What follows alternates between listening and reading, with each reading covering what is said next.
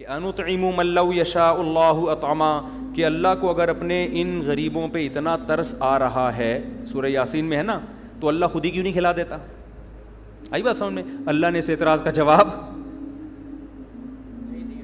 تو یہ جملہ بولنے میں اتنے ٹائم، آپ بہادر آباد سے آؤ، اتنی دیر کیوں لگائی آپ نے بولنے میں؟ یہ تو بزدل آباد ہو گیا نا. اور انہوں نے اکیلے نے جواب دیا، باقی پھر بھی چپ. میں جب بھی جملہ ادھورا چھوڑا کروں آپ نے کمپلیٹ کرنا ہے اس کو.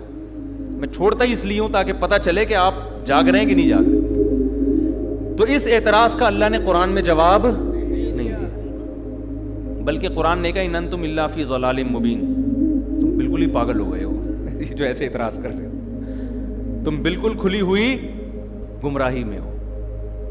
یعنی یہ اس قابل ہی نہیں ہے یہ اعتراض کے. وجہ اس کی کہ اس کا جواب بہت واضح ہے. یہ دنیا دار الآزمائش ہے. اللہ غریب سے مال لیتا ہے کس کو؟ مالدار کو آزمانے کے لیے. مالدار کو مال دیتا ہے غریب کو آزمانے کے لیے کہ اس کا مال دیکھ کے لالچ نہ کرے اور یہ اس کی غربت دیکھ کے اس پہ مانگے بغیر خرچ کرے اس کے اوپر. کتنی بڑی حقیقت قرآن نے بیان کر دی.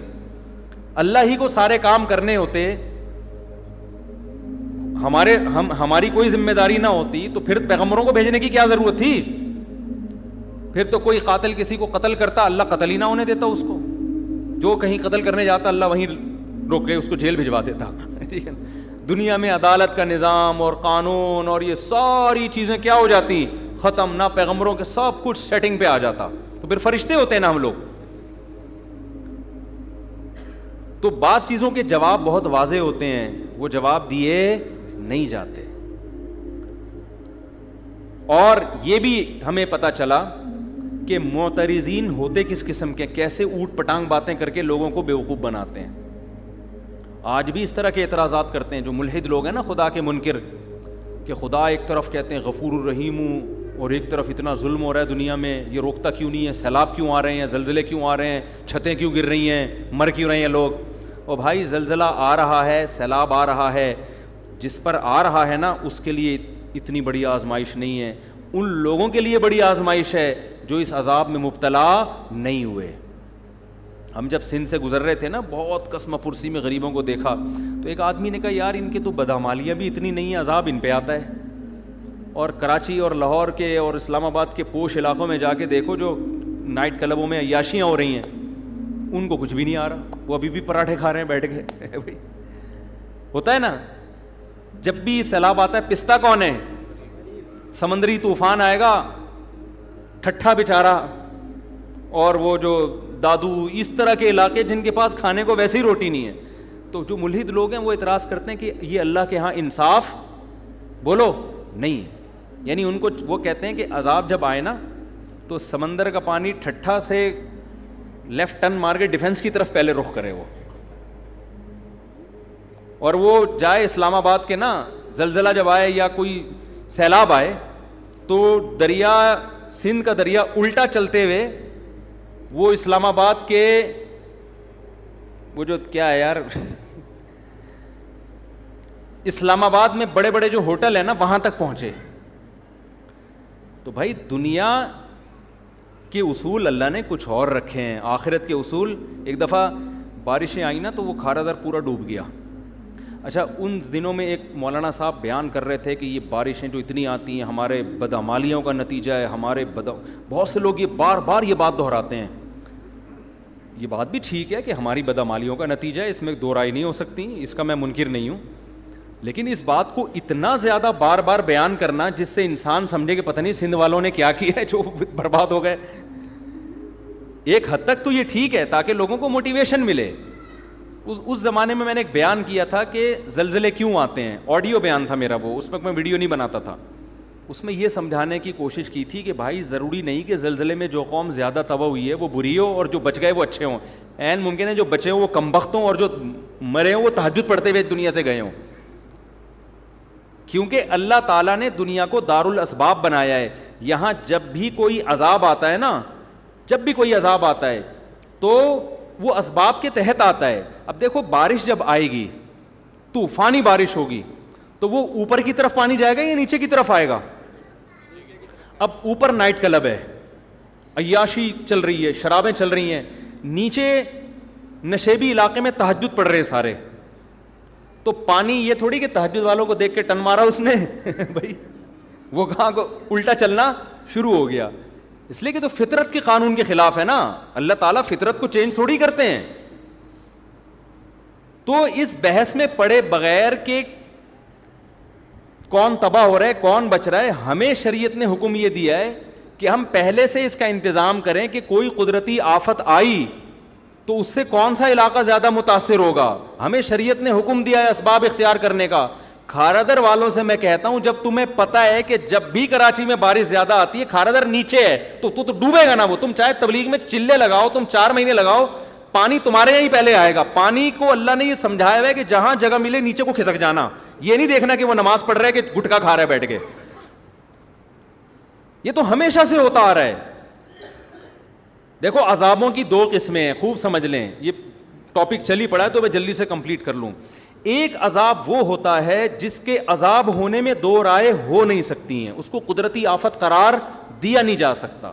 وہ اللہ پراپر ارادہ کرتا ہے کہ میں اس قوم کو تباہ کرنا چاہتا ہوں اور اس کی کوئی سائنٹیفک لاجک نہ بھی ہو تو میں کیا کر دوں گا, اس کو تباہ کر دوں گا. جیسے قوم عاد پہ عذاب آیا, قوم لوط پہ عذاب آیا, قوم سمود پہ عذاب آیا. وہ جو عذاب آیا نا قوم لوط قوم سمود پر, پیغمبر بتاتے, نوح علیہ السلام کی قوم پہ عذاب آیا, اس وقت بارش کا ان کی محکمہ موسمیات والوں کے ہاں دور دور تک کوئی بھی انتظام, کوئی بھی امکان نہیں تھا. یہی وجہ ہے کہ قرآن کہتا ہے نوح علیہ السلام جب کشتی تیار کر رہے تھے تو قوم مذاق اڑاتی تھی کہ نہ کوئی قریب میں دریا ہے نہ سمندر ہے, اور اس موسم میں ویسے بھی بارش نہیں ہوتی, کبھی بھی بارش نہیں ہوئی ہے, دور دور تک بادل کا کوئی ٹکڑا نظر نہیں آ رہا, اور یہ ایسے ڈرے بیٹھے ہیں, اتنی بڑی کشتی بنا رہے ہیں جیسے پتہ نہیں کیا ہونے والا ہے.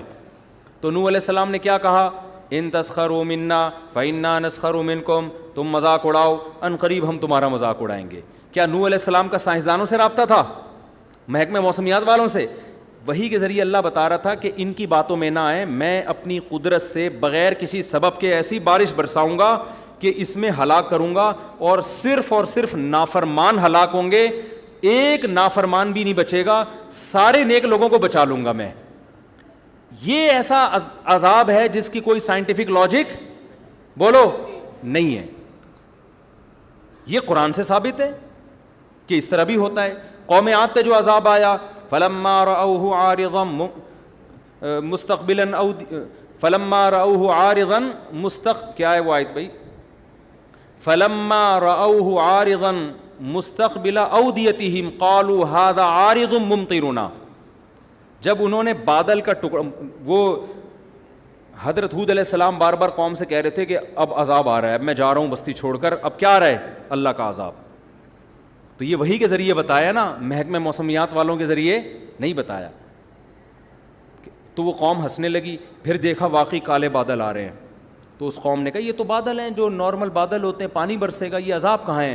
تو انہوں نے کیا, بل ہوا, وہ کیا ہے, ھذا عارض قال بل ہوا مستعجلتم بہ ریح فیہا عذاب علیم. بارش نہیں ہے, یہ وہ عذاب ہے جس کی تم جلدی مچا رہے تھے, اور اس سے پانی کے بجائے پتھر برسیں گے آسمان سے. تو یہ وہ تھا کہ اس وقت جاپان کے سائنسدان بھی بیٹھے ہوئے ہوتے ہیں نا, محکمہ موسمیات والے, وہ بھی یہ کہتے ہیں یار اس کی کوئی سائنٹیفک لاجک نہیں ہے. بالکل ایسا ہی ہے جیسے عیسیٰ علیہ السلام بغیر باپ کے پیدا ہو گئے, کوئی لاجک ہے اس کی سائنٹیفک؟ یہ اللہ اپنی قدرت دکھاتا ہے, کوئی سبب موجود نہیں ہے مگر اس نے حضرت عیسیٰ کو بغیر باپ کے حضرت مریم کے بطن سے پیدا کیا. پھر ان کی پاک دامنی کا اعلان بھی کروا دیا. لوگ نے انگلیاں اٹھانا شروع کر دیں, بچہ ماں کی گود میں کبھی بھی نہیں بول سکتا, لیکن عیسیٰ ابن مریم ماں کی گود میں بولنے لگے, انی عبد اللہ, میں ولد الزنا نہیں ہوں, اللہ کا بندہ ہوں, اور عام انسان بھی نہیں, اللہ کا پیغمبر ہوں. آتانی الکتاب, اور عام پیغمبر بھی نہیں, مجھے انجیل ملے گی, باقاعدہ پیغمبر یعنی صاحب کتاب پیغمبر ہوں, اور مجھے توحید کا حکم دیا گیا. تبھی بہت سارے جو اس وقت یہودی تھے وہ آپ پر ایمان لے آئے, اور پھر وہ جانتے تھے کہ مریم پاک دامن, یہ خاندان کتنا پاک دامن. تو اللہ پھر نا وہ ساری باتیں illogical ہو رہی ہوتی ہیں, وہ ساری باتیں. تو قوم سمود پہ جو عذاب آیا, قوم عاد پہ جو عذاب آیا, لوط علیہ السلام کی قوم پہ عذاب آیا کہ تھوڑے سے لوگوں کو اللہ نے نکالا اور پوری قوم کو الٹا کر کے تباہ کر دیا, اور پتھروں کی بارش بھی برسائی آسمان سے. تو اس طرح کے عذاب اب بھی آ سکتے ہیں، لیکن جب اس طرح کے عذاب آتے ہیں تو اس میں میجورٹی نافرمانوں کی ہلاک ہوتی ہے. جیسے یہاں جو ہلاک ہوئی نا، سارے نافرمان ہلاک ہوئے اور سارے نیک لوگوں کو اللہ نے بچا لیا. کچھ عذاب ایسے ہوتے ہیں جن کے بارے میں ہمارے لیے یہ دعویٰ کرنا کہ یہ واقعی عذاب ہے یا آزمائش ہے، یہ ہمارے لیے ممکن نہیں ہے. سمجھ میں آ رہی ہے بات؟ یہ وہ عذاب ہیں جن کی کوئی نہ کوئی لاجک ہوتی ہے، جو دنیا میں ہمیشہ سے آ رہے ہیں. حضرت عمر رضی اللہ تعالیٰ عنہ کے دور میں قحط پڑا ہے، شدید ترین قحط پڑ گیا. اتنا زبردست قحط پڑا کہ حضرت عمر نے چور کی سزا ہی ختم کر دی. سمجھ میں آ رہی ہے بات؟ کہ بھائی اگر ہم چور کا ہاتھ کاٹیں تو بھوک سے لوگ مر رہے ہیں، چوری نہیں کریں گے تو کیا کریں گے وہ؟ حالانکہ ہاتھ کاٹنے کا حکم کس نے دیا ہے؟ قرآن نے. کیا حضرت عمر قرآن کی آیت کا انکار کر سکتے ہیں؟ لیکن انہوں نے کہا نہیں بھائی، اب یہ سزا جاری نہیں ہو سکتی، بھوک سے مر رہے ہیں. اس دور میں اگر کوئی یہ کہے کہ یار یہ جو قحط پڑا یہ لوگوں کے گناہوں کا عذاب، او بھائی تاریخ میں اس جیسی عادلانہ حکومت اور اس جیسے پرہیزگار لوگ دنیا میں وجود میں اب تک نہ اس سے پہلے نہ اس کے بعد کبھی وجود میں آئے ہیں. لیکن پھر بھی قحط پڑا ہے کہ نہیں پڑا؟ اس دور میں کوئی کہہ دیتا یہ خدا کا عذاب ہے نافرمانی پر، تو یہ عذاب نہیں ہے، یہ کیا ہے؟ یہ آزمائش ہے. اب سوال پیدا ہو تو اللہ کو کیا ضرورت تھی لوگوں کو آزمائش میں ڈالنے کی؟ تو بھائی اللہ کی باتیں کس سے پوچھی جائیں گی؟ اللہ سے پوچھی جائیں گی نا. اللہ جو کام کرتا ہے لا یسأل عما یفعل، قرآن میں اللہ نے بتا دیا میں جو کروں گا مجھ سے نہیں پوچھا جائے گا میں کیوں کر رہا ہوں، تم جو بھی کرو گے تم سے پوچھا جائے گا. اب اللہ نے سیلاب بھیج دیا نا، یہ اللہ نے بھیجا ہے، اللہ سے نہیں پوچھا جائے گا اللہ کیوں بھیجا. ہم سے پوچھا جائے گا جب آ گیا اتنے لوگ مر گئے تم نے مدد کیوں نہیں کی ان کی، یہ ہم سے پوچھا جائے گا کہ تم نے اپنی. اگر کوئی کہے کہ اللہ نے کوئی سندھ کی عوام پہ اتنا ترس آ رہا تھا تو اتنا بڑا عذاب بھیجا کیوں اللہ نے، تو اس کا مطلب آپ سوال کس سے کر رہے ہو؟ اللہ سے کر رہے ہو. تو اللہ سے نہیں پوچھا جائے گا، پوچھا ہم سے جائے گا. تو اللہ نے تو جو کرنا ہے وہ کرے گا، پوچھا ہم سے جائے گا کہ تمہاری جو اس موقع پہ ذمہ داری تھی وہ تم نے پوری کی ہے یا نہیں کی. تو میں دوسری قسم جلدی اس کو ڈیفائن کر دوں تو یہ قسم وہ ہوتی ہے جو نیچرل ہے، جو دنیا میں ہمیشہ سے ہو رہی ہے، چاہے عادلانہ حکومت ہو یا ظالمانہ حکومت ہو. قحط بھی دنیا میں آتے ہیں، نارمل ہے، بارشیں بھی رک جاتی ہیں، زلزلے بھی آتے ہیں. اب جاپان میں جو صبح و شام زلزلے آ رہے ہیں اس کا یہ مطلب نہیں ہے کہ جاپانیوں نے کوئی الگ سے ظلم دنیا میں کیا ہوا ہے، وہ تو پٹے ہیں بیچارے اس سے. ہیروشیما اور ناگاساکی کے بم کے مارے ہوئے لوگ ہیں، تو آنا تو ان پہ چاہیے تھا زلزلے، جو امریکہ پہ آنا چاہیے تھا نا، جنہوں نے ہیروشیما کو اور ناگاساکی کو تباہ کیا. آ کس پہ رہے؟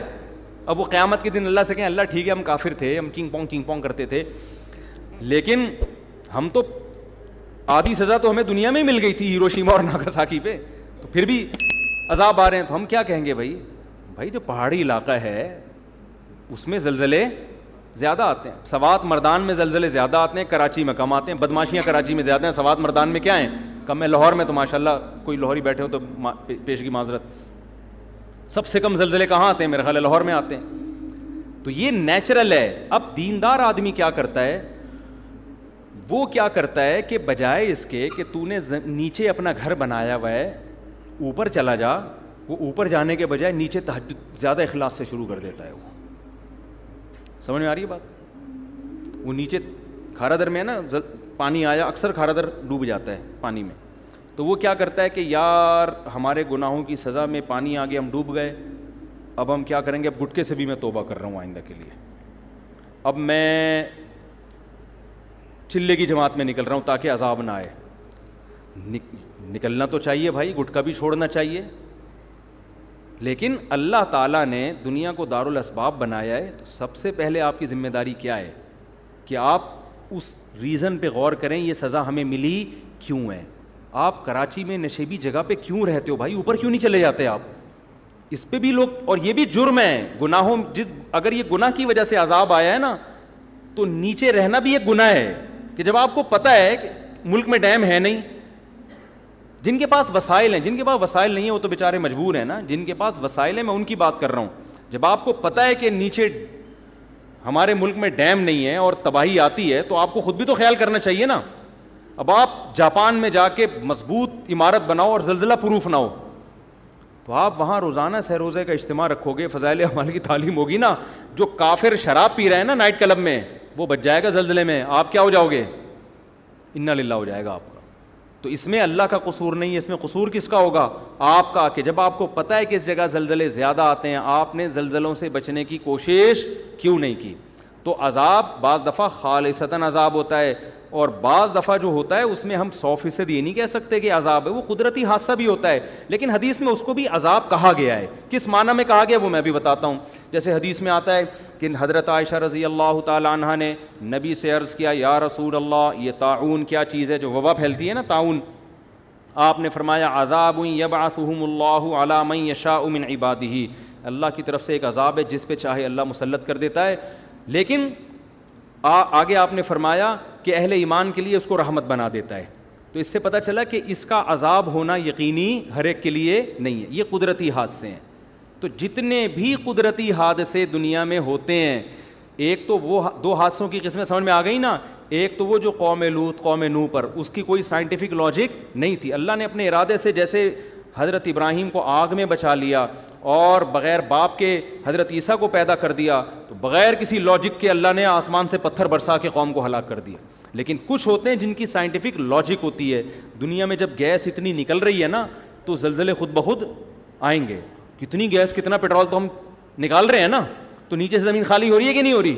تو جب زمین ذرا سرکتی ہے کہ تھوڑا سا یہاں سے خالی ہو گئی ہوں, تھوڑا سا اپنا ادھر کروٹ لوں میں, تو زمین کی کروٹ, چھوٹی کروٹ بولو, وہ بڑے بڑے پہاڑوں کو ہلا دیتی ہے. وہ تھوڑی سی یوں ہی, لاکھوں لوگ یوں ایسے یوں ہوئے کہ اب دوبارہ پرانی پوزیشن میں آ ہی نہیں رہے.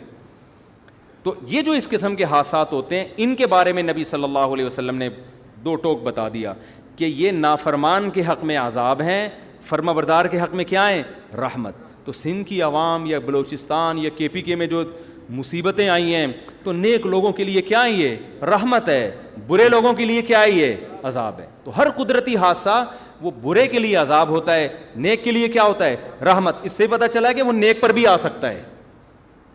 اس سے کیا پتہ چلتا ہے, وہ نیک پر بھی آ سکتا ہے. اب اسی میں آپ دیکھ لیں جو دینداروں کی حماقتیں. جب یہ کورونا پھیلا ہے نا, تو اس میں لوگوں نے کیا باتیں کرنا شروع کر دی تھی. میں بہت عرصے بعد کورونا پہ آیا ہوں, لیکن اب یہ ٹاپک کو سمجھانے کے لیے کہ جی مسجدوں میں نہیں آئے گا یہ کورونا. مسجدوں میں کیا ہوگا, ہم تو وہاں اللہ اللہ کرنے جاتے ہیں, وہاں وبا کیسے آئے گی. تو یہ تو حدیث سے یہ بات ثابت ہے کہ جتنی بھی قدرتی حادثات ہیں متاثر اس سے سب ہوتے ہیں. تبھی تو نبی نے فرمایا مومن کے لیے وہ رحمت بن جائے گی اور کافر کے لیے وہ عذاب بن جائے گی, نافرمان کے لیے عذاب بن جائے گی. تو نبی نے یہ تو نہیں کہا حضرت عائشہ سے کہ یہ طاعون اللہ کا عذاب ہے جس سے صرف کافر متاثر ہوگا, مومن کو یہ کچھ بھی نہیں کہے گی. یہ کہا نبی نے, کب کہے گی اس کو بھی, لیکن اس کے جب وہ تکلیف میں آئے گا تو گناہ معاف ہوں گے, مرے گا تو شہادت کا درجہ ملے گا. کیا خیال ہے؟ تو اس سے پتہ چلتا ہے بھائی وہ سینما گھر میں بھی جائے گی وبا, چاہے وہ کورونا ہو یا طاعون ہو, وہ مسجد میں بھی اسی اسپیڈ سے آئے گی جس اسپیڈ سے سینما گھر میں جا رہی ہے. تو لہذا اگر سینما گھر میں احتیاط کرنی ہے تو کہاں ہے, مسجد میں بھی اسی طرح احتیاط کرنی ہے. اب آپ یہ کہہ سکتے ہیں کہ جب نبی نے کہہ دیا کہ یہ وبا یہ رحمت ہے مسلمانوں کے لیے, تو رحمت تو لینی چاہیے نا, تو اس سے بچنا تو نہیں چاہیے. لہذا جب یہ رحمت ہے تو پھر تو طاعون کو گلے لگانا چاہیے. کوئی کووڈ کا مریض ہے, وہ ایک بندہ تھا نا کورونا کے دنوں میں, سگریٹ پی رہا تھا نا, کش لے رہا ہے, دھوئیں نکال رہا ہے بڑے بڑے سانس بھر کے. تو ایک بندہ اس کے پاس گیا, لڑکوں کی عادت ہوتی ہے نا جاتے ہی اس کے ساتھ کھانے میں شریک ہو جاتے ہیں, تو یہ گیا جاتے ہی سگریٹ لے کے کش لگایا اور کہا مجھے لگ رہا تو بڑی ٹینشن میں ہے, میں چاہ رہا ہوں تیری ٹینشن میں تیرے ساتھ شریک ہو جاؤں. سٹا لگا کے بول رہا کیا ہوا, تو ٹینشن کیا ہے, کہہ رہا ٹینشن یہ ہے کہ مجھے کورونا ہوا ہے. بس ہم نے یہ اسی کی سگریٹ کے کیا کر رہا ہے, ٹٹے لگانا شروع کر دیا اس نے. تو آپ یہ کہہ سکتے ہیں کہ جب یہ رحمت ہے تو پھر احتیاط کیوں کریں ہم. تو یاد رکھو یہ ایک اور شریعت کا اصول ہے کہ جتنی بھی آزمائشیں ہیں وہ اللہ کی رحمت اس وقت بنتی ہیں جب ان آزمائشوں سے ہم بچنے کی پوری کوشش کر لیں, پھر بھی اللہ مبتلا کر دے. اگر آپ ہی بچنے کی کوشش نہیں کر رہے تو پھر وہ حماقت ہے, پھر اس کو آپ رحمت نہ سمجھو. ارے ہر بیماری اللہ کی رحمت ہے یا نہیں ہے؟ حدیث میں آتا ہے بخار میں گناہ معاف ہوتے ہیں, حدیث میں آتا ہے بخار کی جو گرمی ہے نا، یہ جہنم میں جو مسلم کو عذاب ہونا تھا وہ گرمی کی شکل میں اللہ دنیا میں دے دیتے ہیں مسلمان کو. بخار بڑی حدیث میں بڑی فضیلت ہے کہ بخار کی وجہ سے جہنم کی آگ کیا ہوتی ہے؟ ٹھنڈی، گناہ معاف ہوتے ہیں. آپ نے کہا یار اتنی بڑی رحمت، آپ کیا کیا کہ جی مری میں برف میں جا کے سو گئے آپ کہ یار میں چاہتا ہوں مجھے صبح کیا ہو جائے؟ تیز بخار ہو جائے. پھر جب 103 ہوا آپ نے کہا تھوڑی رحمت کا تقاضا اور چاہیے مجھے. سمجھ میں آ رہی ہے بات؟ یہی وجہ ہے کہ جب طاعون صحابہ میں پھیلا، صحابہ میں یہ حدیث پھیل گئی تھی کہ طاعون میں جو مرے گا وہ کیا ہوگا؟ شہید ہوگا. لیکن صحابہ کرام نے کیا کیا کہ لوگوں کو منتشر کر دیا، پہاڑوں کی طرف بھیج دیا. حضرت عمر رضی اللہ تعالیٰ عنہ نے ان پر بڑی ان کو اپریشیٹ کیا کہ انہوں نے، حافظ ابن حجر رحمۃ اللہ نے اپنے دور کا یہ واقعہ لکھا ہے کہ ایک علاقے میں طاعون پھیلا تھا تو لوگوں نے کیا کیا کہ اجتماعی طور پر دعا کا اہتمام کیا کہ بہت لوگ طاعون تو پہلے بہت اسپیڈ سے پھیلتا تھا، ایسے جنازے. تو لوگوں نے کیا ابن حجر رحمۃ اللہ نے واقعہ لکھا ہے کہ لوگ نا سارے علماء اور بزرگان دین اور ساری عوام جمع ہو گئی جنگل میں، کیا کہیں صحرا میں جا کے نا مل کے زور زور سے اللہ سے دعا مانگتے ہیں گڑگڑا کے تاکہ بیماری ختم ہو جائے. ابن حجر نے لکھا کہ جب وہ اجتماعی سطح پہ گئے دعا مانگی تو بیماری کم ہونے کے بجائے اور بڑھ گئی. کم ہونے کے بجائے کیا ہو گئی؟ اور وجہ کیا ہے؟ ابن حجر نے لکھا کہ وجہ یہ تھی کہ یہ بدعت کا ارتکاب کیا انہوں نے، اس لیے کہ ایسے موقع پہ میدان میں جمع ہو کے اجتماعی دعا حدیث سے ثابت نہیں ہے. حدیث سے تو نماز استسقاء میں ثابت ہے کہ اجتماعی طور پہ جمع ہو کے دعا مانگیں، یہ تو آپ نے اپنی طرف سے. لیکن اس کی ایک سائنٹیفک لاجک بھی ہے کہ بھائی اسلام پہلے آپ کو احتیاط کا حکم دیتا ہے، اس کے ساتھ دعا کا حکم دیتا ہے. سمجھ میں آ رہی ہے بات؟ بیماری جب یہ سب کو پتا ہے کہ طاعون کی بیماری ایک دوسرے سے لگتی ہے، اس زمانے میں بھی سب کو پتا تھا، تبھی تو لوگ ایسے علاقوں میں جاتے نہیں تھے جہاں طاعون پھیلا ہوا ہو. تو جب یہ ایک دوسرے سے لگتی ہے تو آپ جب جنگل میں صحرا میں سارے اکٹھے ہو جاؤ گے تو طاعون کے جراثیم یہ نہیں دیکھیں گے کہ کس کام کے، آپ فلم دیکھنے کے لیے اکٹھے ہو یا تہجد کے لیے اکٹھے ہو. جرثوم وائرس پہ کوئی فرق نہیں پڑتا. تو آپ اسباب اختیار نہیں کر رہے، جبکہ شریعت ہمیں کسی بھی کام میں کامیابی کے لیے سب سے پہلے اسباب اور پھر اللہ سے دعا. جو بعض لوگ کہتے ہیں نا سب سے پہلے دعا پھر اسباب، ان کا بھی ایک صحیح مطلب ہے. ان کا مطلب ہے کہ اسباب سے بچنے کا اہتمام تو کرنا ہے، فوراً دعا بھی شروع کر دینی ہے، لیکن اسباب کو بھی بھرپور طریقے سے اختیار کرنا ہے.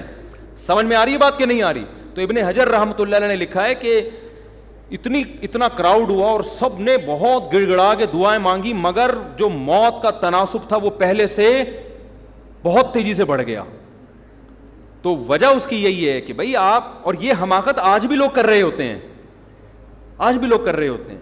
بیمار آدمی کے بھائی احتیاط پر کو فوکس کرو، اس کی صحت کا خیال کرو، وہ کر نہیں رہے ہوتے اور اس کے ساتھ صرف دعا پر اکتے ہو. دعا تو بہت ہی ضروری ہے.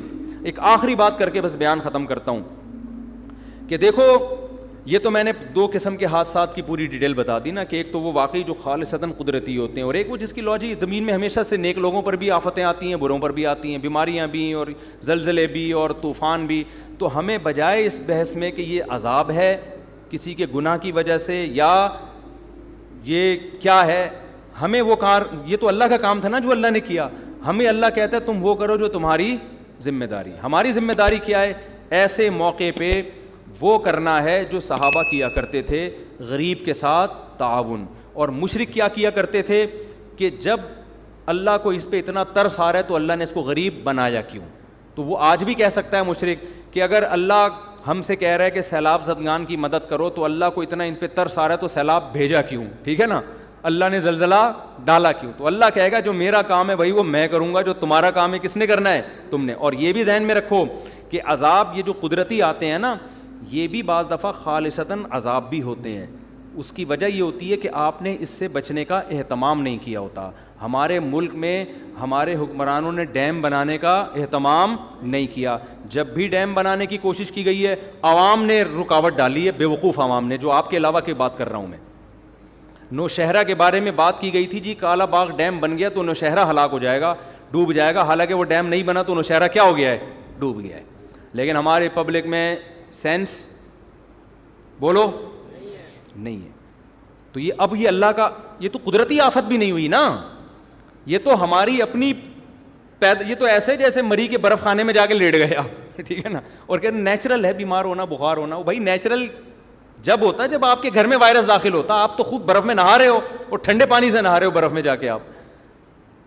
تو یہ تو حماقت ہے. تو دنیا میں ہر جگہ, امریکہ میں اس سے زیادہ بارشیں ہوتی ہیں, وہاں کیوں نہیں ہوتا؟ تو ہم نے تو کوئی انتظام.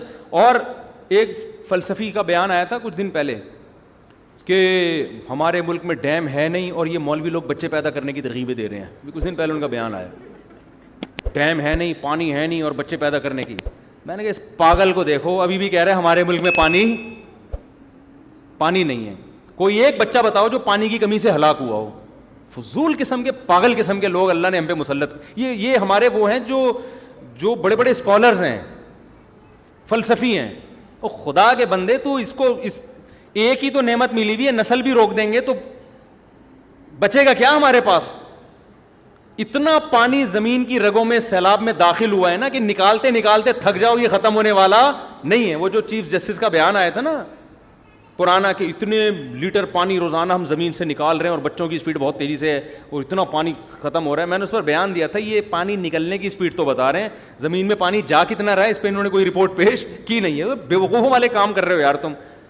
ہمارے حکمرانوں کی اللہ معاف فرمائے ابھی حالت پتہ ہے کیا ہے, کہ یورپ اور امریکہ کی وفاداری میں ان سے بھی 2 ہاتھ آگے نکل گئے. وہ بھی کہہ رہے ہیں یار اتنے ماڈرن تو ہم نہیں ہوئے جتنے تم ہو گئے ہو, ایسی باتیں تو ہم نہیں کرتے جیسی تم کر رہے ہو, یہ دلائل تو ہم نہیں دیتے جو دلائل تم دے رہے ہو. میرے بیان پہ کسی نے کمنٹس کیے ہوئے تھے کہ مولوی بچے پیدا کرنے کی ترغیب دے رہا ہے اور اس وقت دنیا میں سب سے بڑا مسئلہ ہی آبادی کا بڑھنا ہے. بھائی یہ باتیں انگریز نہیں کر رہا. انگریز سے پوچھو گے, وہ یونائٹڈ نیشن کی رپورٹ ہے کہ اس وقت دنیا میں آبادی کا ریشو خطرناک حد تک گر گیا ہے. سالوں کے پاس نہ کمبختوں کے پاس کوئی رپورٹ ہے, نہ گورے کا پتہ کہ وہ کہہ کیا رہا ہے, اور بیٹھ کے پھر بس مولوی کا بیان آ گیا نا تو سمجھتے ہیں دقیانوسی پر مبنی ہوگا. یونائٹڈ نیشن کی رپورٹ ہے یہ BBC میں شائع, میں نے خود پڑھی ہے کہ بچوں کی جو گروتھ ریشو ہے نا وہ خطرناک حد تک گر گیا ہے. دیکھو آپ, یہ نہیں دیکھا جاتا دنیا میں آبادی کتنی ہے, یہ دیکھا جاتا ہے گروتھ ریشو کتنا ہے. وجہ اس کی یہ کہ دنیا میں ایک اسٹیبل لائف کے لیے بوڑھوں کا اتنا ریشو, اس کے مقابلے میں جوانوں کا اس سے ڈبل کم از کم ریشو ہونا چاہیے کم سے کم, تاکہ وہ بوڑھے قوم پہ بوجھ نہ بنے. اب ریشو جو دنیا جس طرف جا رہی ہے نا, بوڑھوں کا بڑھتا جا رہا ہے, جوانوں کا یا تو کم ہو رہا ہے یا اتنا ہی ہے. یہ اوور آل دنیا کو دیکھا جائے تو یہ تباہی کی طرف جا رہی ہے. تبھی تو امریکہ, کینیڈا اور اتنے بڑے بڑے ملکوں میں بچوں کے پیدا کرنے پر کوئی پابندی نہیں ہے, وہ تو پیسے دے رہے ہیں یار. آسٹریلیا میں بچہ پیدا کرنے پر پیسے ملتے تھے تو پاکستانیوں نے اس کے علاوہ سارے کام چھوڑ دیے وہاں جا کے. تو آسٹریلیا نے لا چینج کر لیا کہ یار یہ کمبخت تو آگے کچھ کر ہی نہیں رہے سوائے بچے پیدا کرنے کے. تو میں جب آسٹریلیا گیا میں نے ان کو کہا کہ بھائی آپ نے گورنمنٹ نے الاؤنس دینا بند کر دیے تو اس سے آپ کی اسپیڈ پہ فرق نہیں آنا چاہیے. آپ دوسرا کام بھی کریں لیکن اسپیڈ آپ وہی رکھیں جو آپ کی ماضی میں تھی. ٹھیک ہے, اسپیڈ کی. اتنا بڑا کنٹری ہے آسٹریلیا, برساتی مینڈکوں کی طرح بھی بچے پیدا ہوں بھرنے والا نہیں ہے. 5 گھنٹے تو ایک شہر سے دوسرے شہر جانے میں لگتے ہیں. بلوچستان جا کے دیکھ لو یار, اسپیس ہی اسپیس ہے. اور یہ کہہ رہے ہیں ملک میں جگہ جنگل وہ جگہ نہیں ہے, اسپیس کم ہے. گراؤنڈ کراچی سے حیدرآباد چلے جاؤ نا, اتنی اسپیس ہے. آدمی کہتا ہے کتنی بھی اسپیڈ سے, اور پوری دنیا کو دیکھو تو کیا ہوگا حال. بالکل ان کو صرف مولویوں سے نفرت ہے. یہ سمجھتے ہیں مولوی پڑھے لکھے نہیں ہیں, ان کو معلومات نہیں ہے. بھائی جو چیز مشاہدے سے نظر آ رہی ہے اس میں کیا آپ کو کیلکولیشن کرنے کی ضرورت ہے. تو فضول قسم کی باتیں. تو وہ ایک نے پھینک دی تھی ہمارے چیف جسٹس صاحب نے کہ زمین سے اتنا پانی, اتنے وہ کیلکولیشن بتاتا ہوں, اڑے اتنے کروڑ گیلن نکل رہا ہے بیٹا, اب تو مر گئے اگلے سال. وہ کمبخت تو جا کتنے کروڑ گیلن رہا ہے. ابھی جو زمین کی رگوں میں اس بارشوں میں پانی گیا ہے نا, نسلیں پی سکتی ہیں یہ پانی. اور اگر ڈیم بنے ہوئے ہوتے کتنی بجلی پیدا ہوتی. اس میں جو ہے نا آپ جو مچھلیوں کی جو بریڈ کتنی کر سکتے تھے, اس میں 20 کام ہو سکتے ہیں. سارا زور کروڑوں روپے کا سرمایہ بچوں کی اسپیڈ روکنے پر لگایا ہوا ہے, جو پیسہ آپ کا وہاں خرچ ہونا چاہیے. حتیٰ کہ روکا جا رہا ہے نسل کو کہ بچے تعلیم یافتہ نہیں ہوں گے لہذا 2 ہی اچھے. اور آپ کو پتہ ہے ایجوکیشن پہ اتنا خرچ نہیں ہو رہا جتنا فیملی پلاننگ پہ خرچ ہو رہا ہے. یہ بھی آپ کو ہم لطیفے سنا رہا ہوں میں بیٹھ کے. یعنی لطیفے سے مراد خبریں سچی ہیں لیکن یہ ہماری گورنمنٹ کے لطیفے ہیں. یعنی تعلیم کے نام پہ نا کہ بچے کم ہوں گے تو ایجوکیٹڈ ہوں گے, تو اس میں فیملی پلاننگ کے لیے جو بجٹ رکھا ہے نا تاکہ بچے ایجوکیٹڈ ہوں, وہ ایجوکیشن کے لیے اتنا بجٹ نہیں ہے. سمجھ رہے ہو نا, تعلیم کو فروغ دینے پر اتنا پیسہ خرچ نہیں ہو رہا جتنا مانع حمل تدبیریں کے لیے اور جو اس کے لیے جو لیکچرز ہو رہے ہیں اور اس کے لیے جو موٹیویٹ کیا جا رہا ہے عورتوں کو گاؤں گاؤں جا کے, اس پہ زیادہ پیسہ خرچ ہو رہا ہے. تو سارے فضول قسم کی. اللہ کا شکر ہے اللہ نے ہمیں مدرسے میں پڑھا لیا, میں تو اللہ کا بڑا شکر ادا کرتا ہوں تاکہ ہمارا گھر بھی الحمدللہ اس بہانے آباد ہو گیا, ورنہ ہم بھی پڑھے ہوئے ہوتے تو آج ہماری ایک بیوی ہوتی, ایک آدھ بچہ ہوتا, میری زندگی کا سارا مزہ ہی خراب ہو گیا تھا یار. ابھی تو ہم کسی ملک سے جاتے ہیں ایسے بچے انتظار کر رہے ہوتے ہیں, ابا آ رہے ہیں, ہر سائز کا بچہ ہے ماشاءاللہ, بیٹے بھی, اللہ نظر بس سے بچائے. میں تو کہتا ہوں یار اسلام کا یہی ایک احسان ہمارے اوپر اتنا بڑا ہے کہ اسلام نے ہمارے گھر کو آباد کر دیا, اور بڑھاپے میں یہ سارے جوان ہو چکے ہوں گے انشاءاللہ, یہ سارے جوان ہو چکے ہیں بڑھاپے میں, وہ اس کے اپنے مزے ہیں. تو پتہ نہیں دو بچے لے کے کیا کر رہے ہیں یار لوگ. تم ٹھیک ہے, یہ بھی ان کو بھی پھینکنا نہ کہیں, یہ بھی اچھے ہیں. گھر بھرا ہوا ہو, ہزار گز کے بنگلے, دیواریں کھا رہی ہیں یار, آبادی نہیں ہے گھروں کے اندر.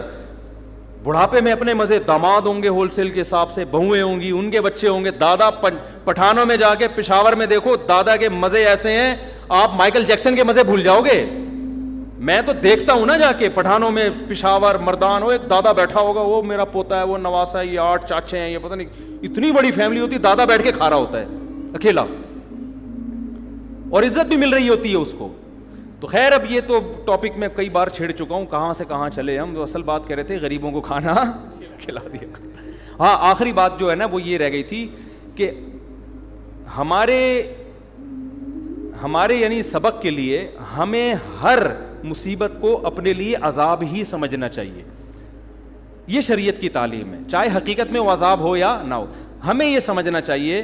میں اس ایک مثال سے سمجھاتا ہوں. جب کراچی کے حالات خراب ہوئے تھے نا, تو علماء بہت کہہ رہے تھے یہ بدعمالیاں جن کی سزا مل رہی ہیں بالکل ٹھیک بات تھی, یہ بدعمالیوں کی سزا. اور یہ جو سیلاب آیا ہے اس میں جو میں کہہ رہا ہوں نا کہ یہ ضروری نہیں کہ عذاب ہو, تو یہ بھی ضروری نہیں کہ عذاب نہ ہو, عین ممکن ہے کہ یہ کیا ہو, عذاب بھی ہو. ہمیں کیا کرنا ہے؟ تو ہمارے حضرت فرمایا کرتے تھے کہ ہم میں سے ہر آدمی کو سوچنا چاہیے دنیا میں کہیں بھی آفت آئے تو ہمیں یہی سوچنا چاہیے یہ عذاب ہی ہے, اور کسی اور کے گناہوں کی سزا نہیں بلکہ میرے گناہوں کی سزا ہے.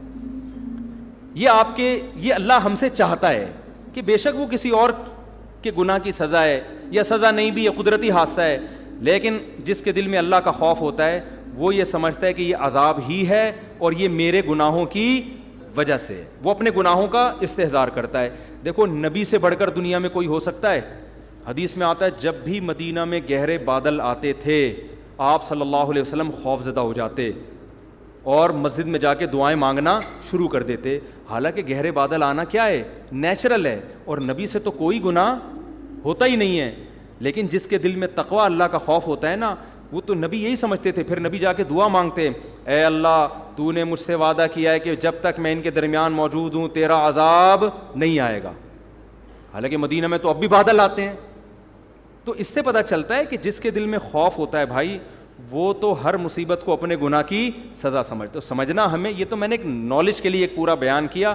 جب کراچی کے حالات خراب ہوئے تھے, بہت قتل و غارت ہو رہا تھا, حضرت بار بار ہمیں نصیحت کرتے تھے کہ دیکھو یہ گناہوں کا عذاب ہے جو کہ کسی اور کے گناہوں کا عذاب. اپنے بارے میں انسان خوش فہمی مبتلا ہو جاتا ہے, میں تو بڑا نیک ہوں, میں تو تہجد گزار ہوں, میں تو نمازی ہوں, میں تو حاجی ہوں, میں تو یہ ہوں.